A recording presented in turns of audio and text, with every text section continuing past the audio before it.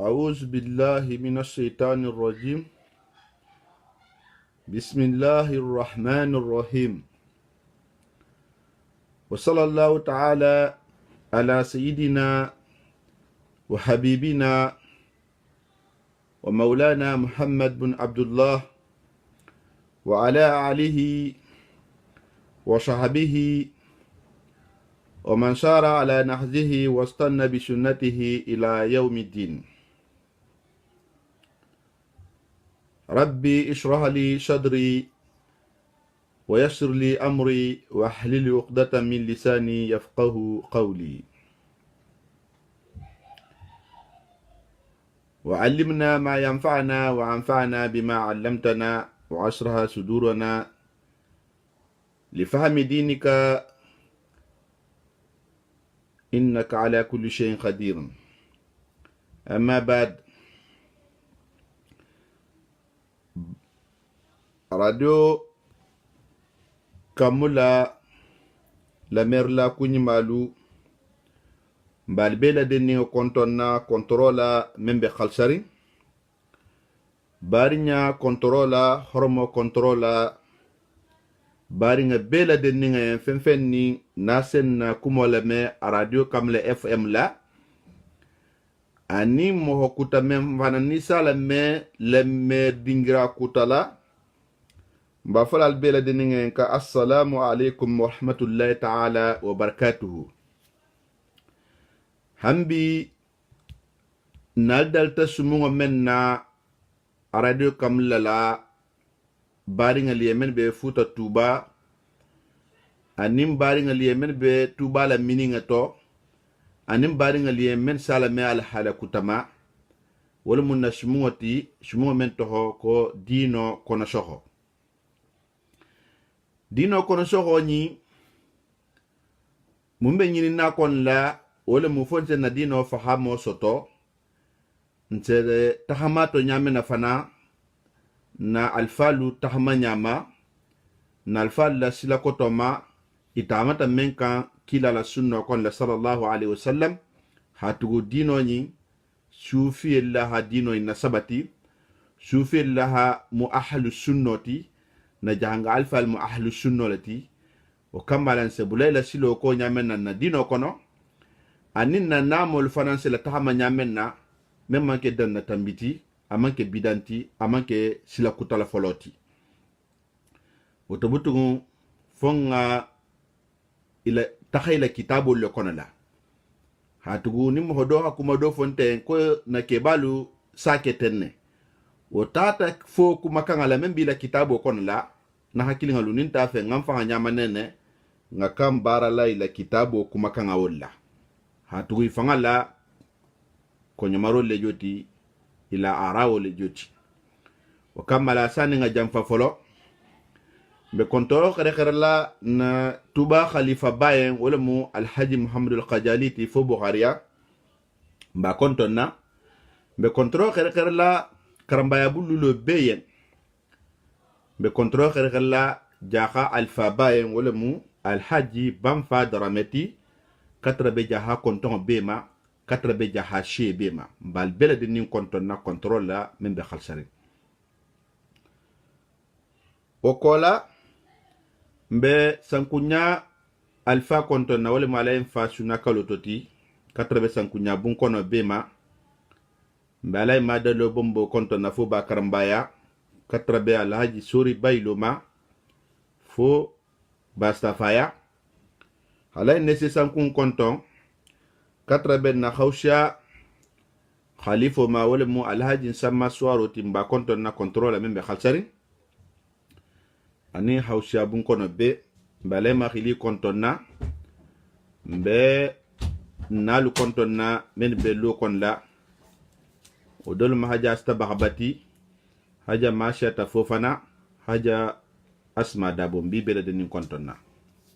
haja masuna kaloto konto atuba be konto wo kontoro mba khere la na karamo holien men se na radio la kene khana sumu na dino fahamu nyala koto o dole mu ustaju alhaji nakad boakarti o dole mu alhaji dalosila karambati o dole mu alhasan albisriti o dole mu ustaju banfa njondeyati o dole mu ustaju naha sankunti o dole mu ustaju bafo de marsaiti o dole malay maha kutuboti katare bari nga to bema. Alhamdulillah rabbil alamina mbate contre kilin khar la radio kamula bara la lien o dole mo alay fama di sanchati même musa bu nyimati nin kanga be silalma radio bulola o dole mu abara nyo ho fanan to bela de ningati o kon la alhamdulillah rabbil alamin isa fo kon daltan na sumu wala nyamen na wala mu dino kono soho sumu wati nse tahamato nyamen na wala mu atondi na janga keba la kitabulu bibite nge kafia tuba la kamfolo kafia tuba karmo kutubo rahimahullahu ta'ala a kitabu barka ma bay men tumbulla tamenya ko kafia tuba hambi njole kan o kamala mbata kuma sama nyasfa ke mo ha men nyasfa nyen karmo kutubo radiyallahu ta'ala anhu mbata taha asbabu su'il qatimati wa husnaha labanku nyimaya sababolu anin labanku jawya sababolu mbata donya foto ke mo bata fonye hafo ko dunia kanu mu bumbabati a dunia kanu hine siti dunia la hi hammo beke duniati hata sa hoyele hansho to sho seku itebe munyanyina dunia se shoni anyamena iten ta ala fin konna inti dur hotal ala kuto inte salo kala wahatila inte germadum fuy kala men se dunia shoni men se ila alkamo fana shoni anye hatugu nyum fulul se nyini nyohon fe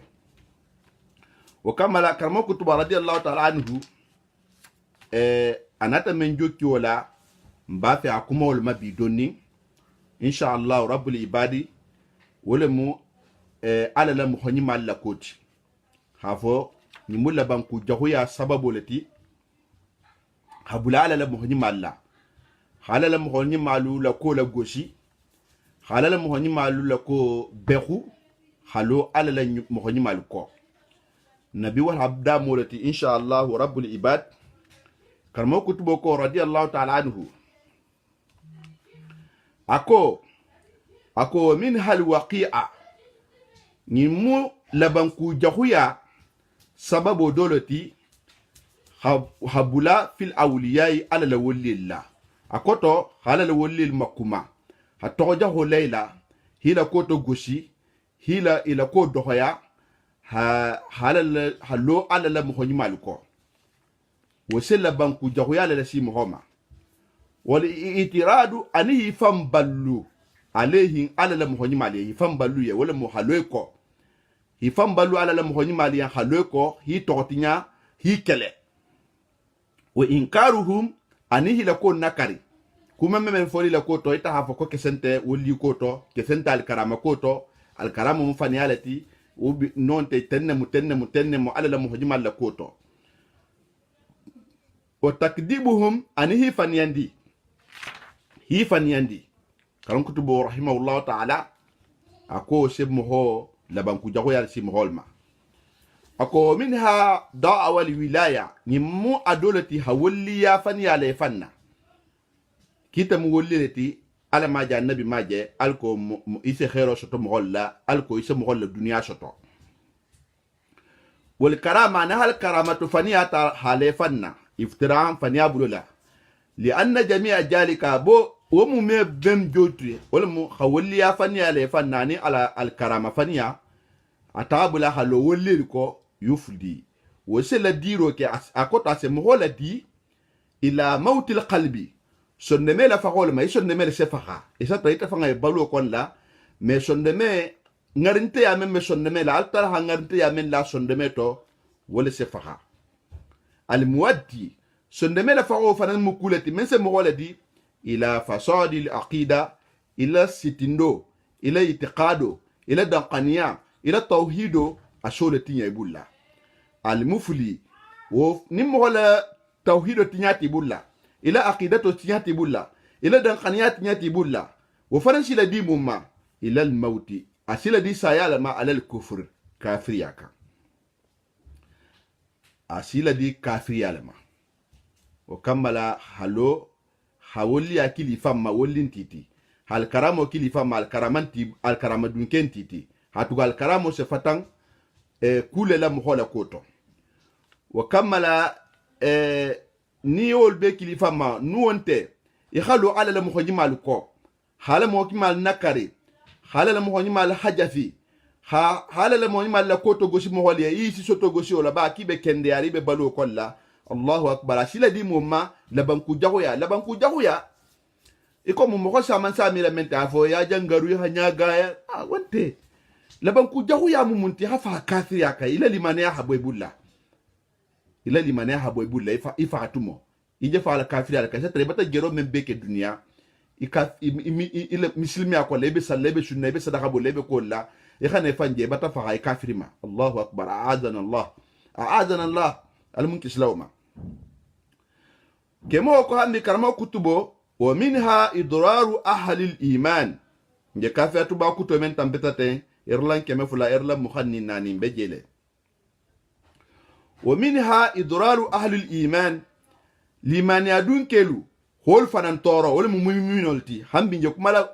mu'minol matu walli ya darajatu falfalo wala mu'miniyati ni la mu'miniya kamalta ibata do ala la walli kolla ise kele muslimoti bari isatra ibe salla ibe sunna me bari sharto men be mu'mini ala wo sharto men man timma ile koto ikatala ha sharto men nyatfa suratul mu'minina damtu laqad aflaha al mu'minun hatabula wa hondola innamal mu'minuna alladhina zazukrillah wazlat qulubuhum wa ayul hakuma men nyatfa hatabula wa hondola ibadu rahmani alladhina yamshuna ala al-ardi hauna wama hankutolu ni te mandu wo kono la ila mumini ya mashaha satra isa konti muslimo la bari atola abemen ma hafoko muminolu isatra imandu wo mohol kon la Allahu waliyul mu'minin almuntarla mohol kon la liman adun kelim sine hol toro ha muslimo muminol toro imislimi nyholu ihana kuti mensol toro wa adam al khawfi anin silambaliya min shalabihi mu'mini ala busho le bulu wala mu iman silayina fa la mu'mini aseno tinyala allaji silambaliya wala huwa fanfa min al amn mu yillate golete hayili letege min makrillah atala la mutaroma ban safo nyale jang hafatala la mutaronya hafatala sey la mayilma keleno ni ya mo adam ala la jonyima wasatu bayna al khawfi war raja al talakota bayna al khawfi war raja ibe silandi ibe jigirim fana mo me yilla tege ime jiga tege ala la ime yilla tege ala kota fana ime jiga tege ime yilla tege isatu bayna al khawfi war raja ke mo bol majan hafo ko so la shi mo ma to ala mansa kallanke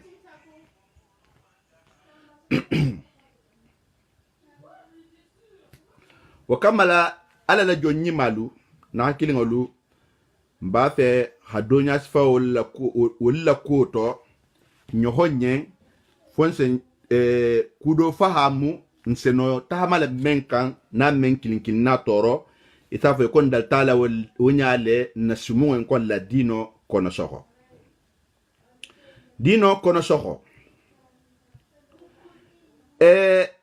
ali imam al hasan al bana وكون ينادي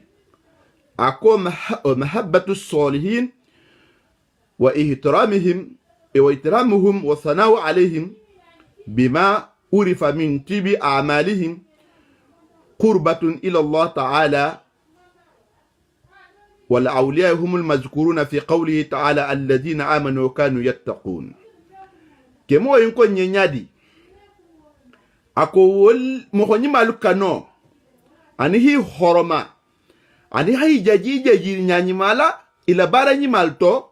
men soto fo i hamenke men lonti la kuto ikomu jahale salam soare as ala soirato ama ankutinyima iho nyatfa ikana lo jahale salam soare konturde alay salimu gasamma tuba karamo ba ila soirato lu hatabla jaha alfatolla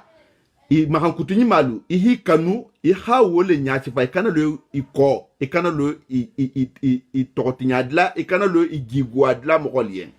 non ten na hakilinga abele banni yella banku jahu yalama isa tara ikendo be yarna ibe kumale be ko bela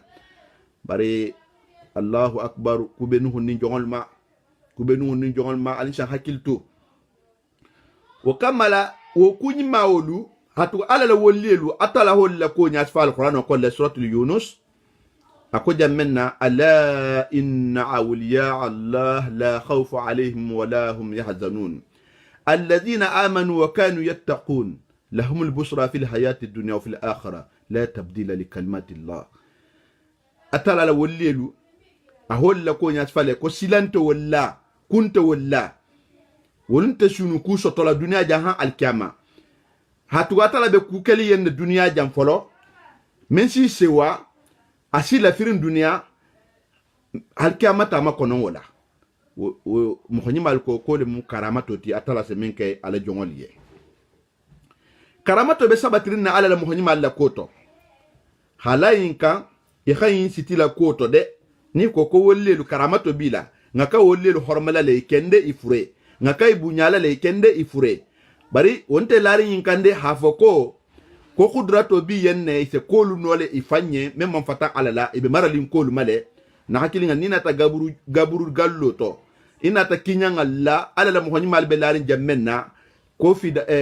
jural dulay sama ko juralo ko le ki hanna duwa fure ina fam folo yen hatugu fure imbe khata juru ne tala duwa la kala foko wolle le mude alla kila alayhi salatu wassalam atala ko nga duwa yen إن الله وملائكته يصلون على النبي يا أيها الذين آمنوا صلوا عليه وسلموا تسليما أتلا لنمو بمهمن كان أتلا فما بصلاة كيكا مهمن ما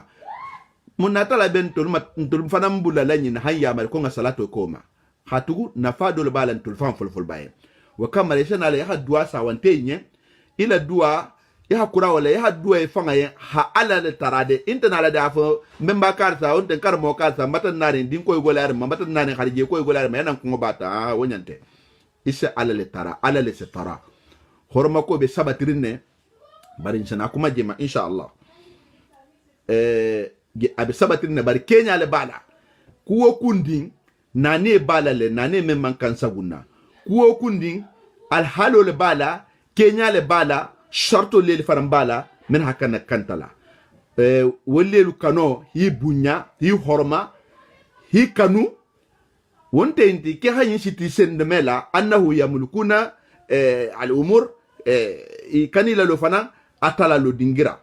la yamlukuna li anfusihim naf'an wala darran fi hayatihim aw ba'da mamatihim ikhayin la fu wolelu nonti bulla munafanti tol bulu ni munafan etra wolli bulla folo akanta la alla kila al bulu alayhi salatu wassalam atala ko en ko munafanta te bulu motoron ta te bulla abebe ala le bulla wa kamala ha wollelu kanu ikomu ala le mo nyima men sita alama wala hala la jonni malle kanu wala ke benna wala da la dino la wala tabi inshallah na sumu ko la sumu men toho ko dino kono soho uhibbu salihina wa lastu minhum limam shafi la banjelemu uhibbu salihina wa lastu minhu wa akrahu man tijaratuhu al maashi akunta halala jonni mal kanule alinta man ki doti ba mo men bulla baro o mu ala kutoti o fanana ko mandinya wa kamala ke mo yinko ko olel kano ifansu olel kano ha hi horoma hi bunya kabe alale yamar batore kolla hatu mo hobe wolli kanu la munna mo be wolli horoma la munna mo be horoma wolli horoma la munna kole ko ba ka alala mo hole maketa alale yen alla fan la ala sagoto nkiba horoma la walla o kamala mbe kumala wolle mabi donni bare mo hola ke wolleti mo hola wolle bunya sarato le bala mo se wolli afan soto nyaadi folo fuila limania ala habamban fila limania ila ala kano iya itafangala ilo ala ila ifangala ala sagoto ila dankania bambang atala koto ihila kano bambang atala la koto atala ajja wa jalla aqwal qur'an kon la qul in kuntum tuhibbuna Allah fattabi'uni yuhibbukumullah wa yaghfir lakum dhunubakum wallahu ghafurur rahim. Akonala ba ahlu kitabu menu ko nasara na al yahudolu men hayim makili ko ala hadithu lene atala ha ayoyi sababu nujulo kito lelo koti bari ayamun nemu adama dinga beye ako Muhammad sallallahu alaihi wasallam ako qul nyimfoyen ba Muhammad alquran jigita manyamen na halatan bi wonyale aman qulu yimbo atala en fatre atala en barata mabo jede ahalaje le ko atala hala na kanyamen na ako nyimfoyen in kuntumu na tarata atol men bi so kala hadaliyen ala hadaliyen ne nata asahata ko ala hadaliyen ne fattabi'uni mbalblante Muhammad leko ali nata silomental ka ali bulawlo ko ali songole ma hakila la sunno la kendeya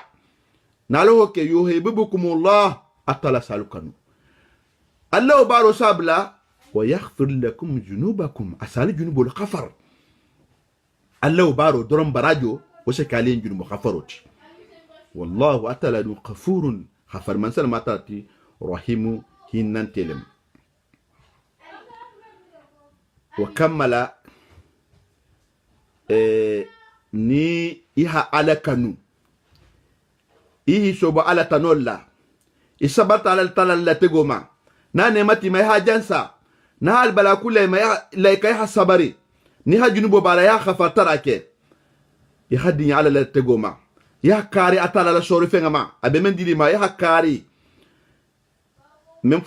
mem fota ala bulla ihoke ni hoke ihi fala ala sagoto atala se munke butugun atala hiya marmena ibokela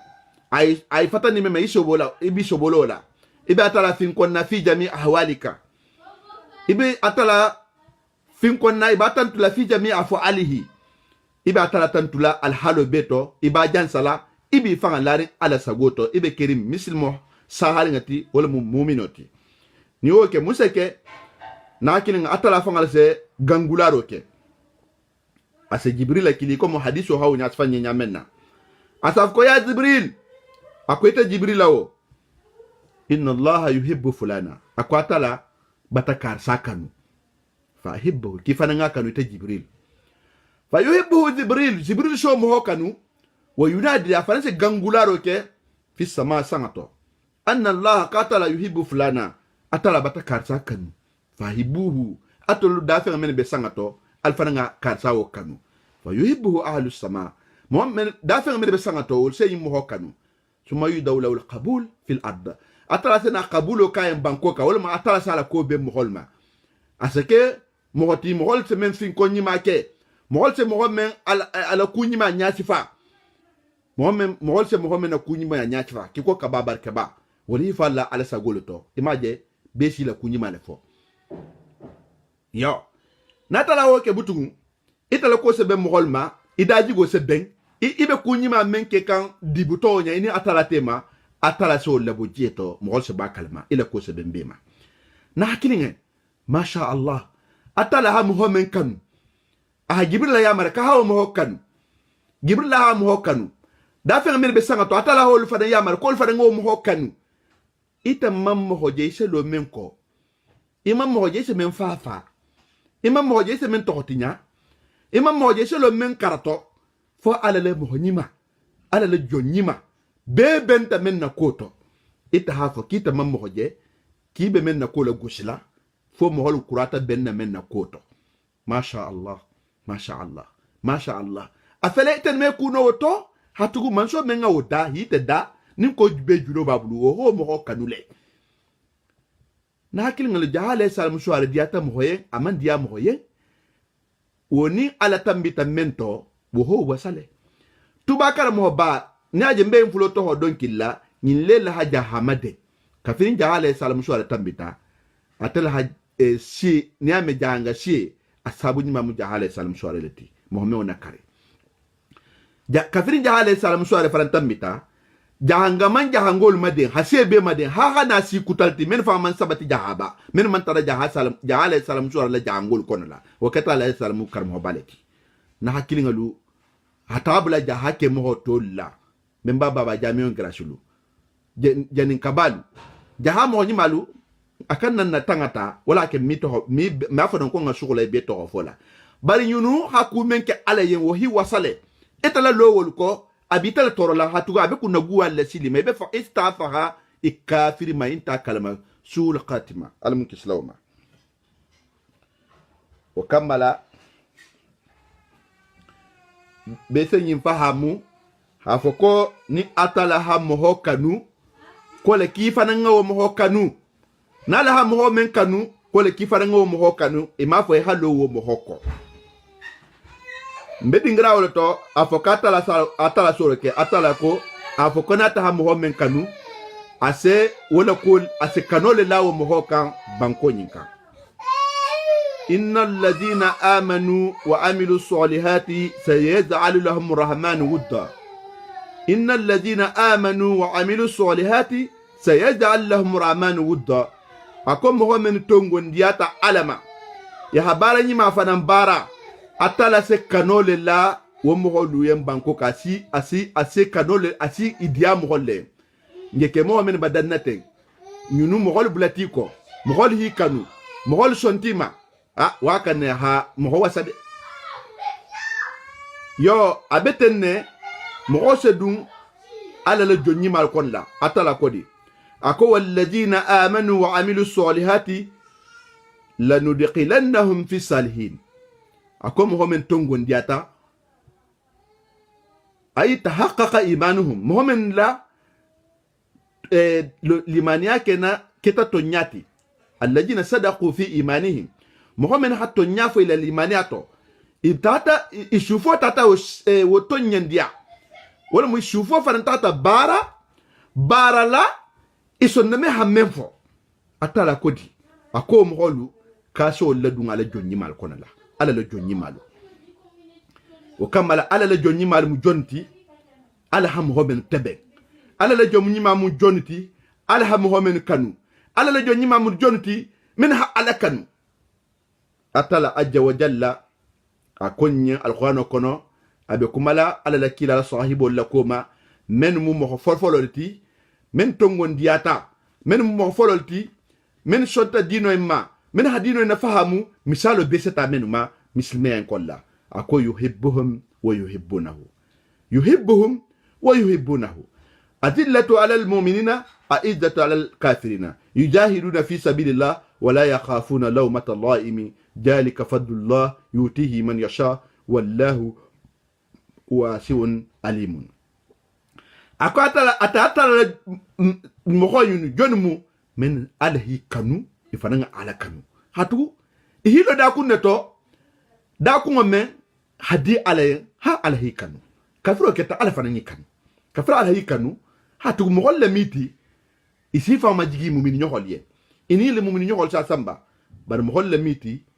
ila ini kafiru le me kula de mumme ko ngan daji go men do na janga ke balla hi borti babol mal al halo beto hi borima ndo jannam fandante ga men yembi itoli hi bori wol male hi bori male atala bol ma illa koto akoy jahiduna fi sabilillah o daji go bele na janga ke balla imam fanta imam tambata bari idaji go nyima anila mo karam anila mo suindo wala mo lalie amol kawandi amol luslakan wa ham ho men na tubi ali afangata no amon ho na tubi nono mo men meslan ala koto ko mol kan tanyim fon koma iko biwo membe men masotori bo be men masotori alla sariyan ha men fo alla la dino ha men fo na janga kitabol nata menti ko din nata ke sai kisen dohoya ni nata ke sai isennani ni nata ke sai isemmakuma ni nata ke sai isenkele ni nata ke sai isenyimfo ite mu mo jamanti atala la mo nyima la hol ma to inna la yakhafuna lawmata laimin jalagilin tol nyala ala koto atala ko zalika fadullah yutihi man yasha ala la fonni sira ala mutu jonka na hakilinga ni je ibe jero la ala kota ibe momi masilano ala kota alo kala bati kanu ala la fonni sira dole bara sadi mo no ma atala fa la ftala muhammed wa kammala muhammed bula ala la muhammed allah momi karoto gosi ala la jonyi malma atala ko hambi ala la kila saibolu ngadaji go ngele jahanga keba allah wala ke mbisu manima ولكن بيشو من نعمة أطلقوا وألف بين قلوبهم لو أنفقت ما في الأرض جميعا ما ألفت بين قلوبهم ولكن الله ألف بينهم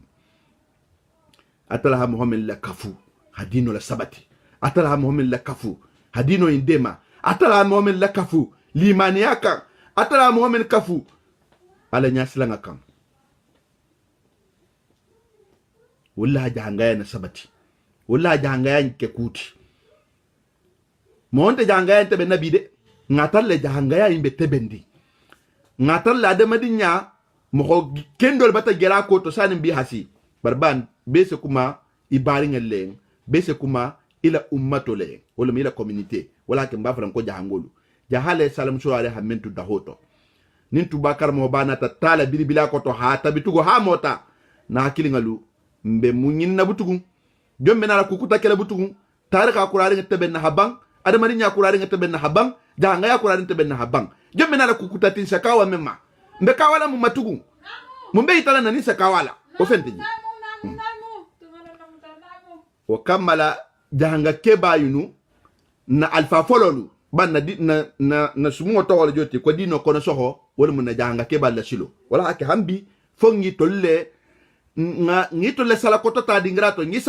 salo koto ta je nga fo ngito go fo wala safo iyyaka na'budu wa iyyaka nasta'inu wo wulo lo hajang bar mumu ihi fa la ala sagoto isata la taramuna ihdina siratal mustaqima siratal ladzina an'amta alaihim khairil maghdubi alaihim waladdallin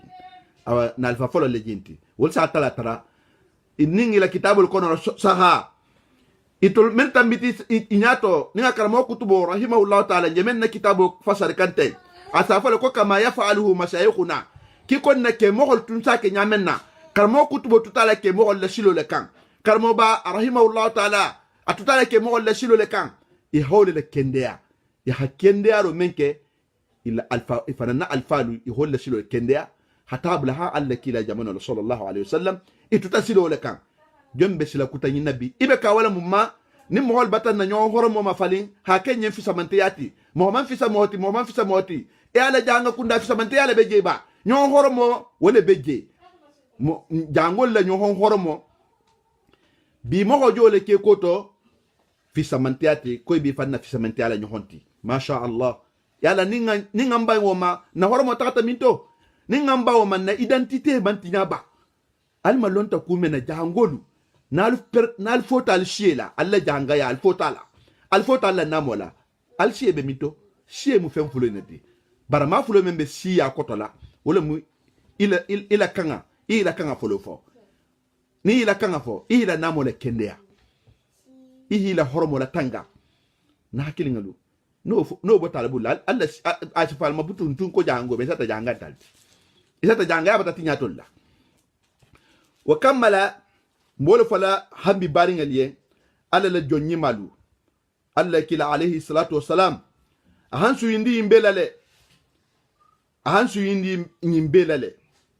ako falaysa minna man la yuqiru kabiruna wala yarhamu shaqiruna wala yarhamu shaqirana wa ya'rifu li alimina haqqahu falaysa minna man lam yuqiru kabiruna wa yarhamu shaqiruna ويعرف لعالمنا حقه ako mohodonte atele sunno kan memme ala alfa bunya memme to alfa luko memme hinna diningalla kufre ne tata nyon fe ke balu hadiningalu hinnaida hi hakili mashigi kani digatege diningala ke balu long kila horma mo hollemu ila salala biton lemu halonnalu hakolalo lonnalu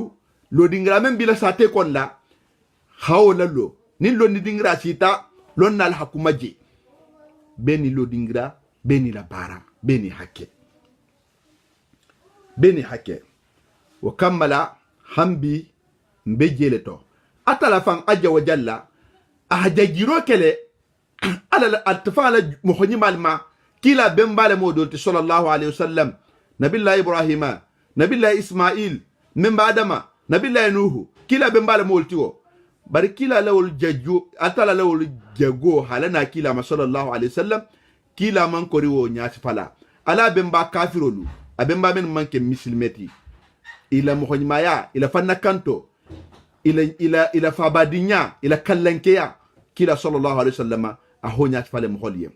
bari bi nte me hanya fala ko karamo kutubo ni ngafo modo se wula abata wuli bemba matohola me hanya fala karamo ba ni ngafo abata wuli bemba matohola al na tara karamo ba hamenke wo mefo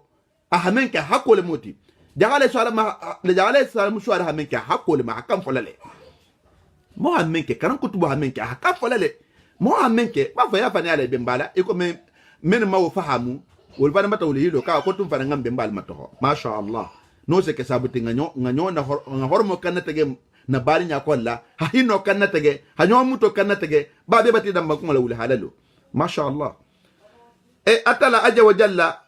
aha ibrahima matola alfano kolla ako kila bembal moti ako wa azkuru fil kitabi ibrahim innahu kana siddiqan nabiyyan ako wa azkuru fil kitabi ismail innahu kana sadiqul wa'd wa kana rasulan nabiyya kila bembala muyinitiwo kila atala fanga hijati kila hatu saginye ako ibrahima la ko nya fa kitabo kon la hafo ko ibrahima tummu siddiqulati wala muhammad hatto nyafo ala limani akolla nabiyamo tummu ya ismaila la ko finkon ismaila min ketal lahidi timalati ala lahido be saharin tonyale mu kila mo wala mu nabiyamo la fanamu na hakilinga lu nyinin tamfe